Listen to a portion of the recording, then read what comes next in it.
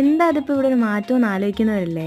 അത് തന്നെ, ഞാൻ എൻ്റെ ബാക്ക്ഗ്രൗണ്ട് ചെറുതായിട്ടൊന്ന് മോഡിഫൈ ചെയ്തു ഗൈസ്. ഇന്ന് നമ്മൾ ചെയ്യാൻ പോകുന്ന ഒരു ഡെസ്ക് ഡെക്കോറാണ്. പക്ഷേ ഇവിടെ നമുക്ക് കുറച്ച് കൂടുതൽ വർക്ക് ചെയ്യാനായിട്ടുണ്ട്.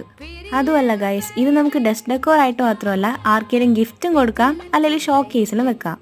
10 മിനിറ്റ് കൊണ്ട് ചെയ്തെടുക്കാൻ പറ്റുന്ന ഒരു ക്രാഫ്റ്റ് എന്നൊന്നും ഞാൻ പറയത്തില്ല, പക്ഷേ അത്യാവശ്യം വർക്ക് ചെയ്യേണ്ടി വരും.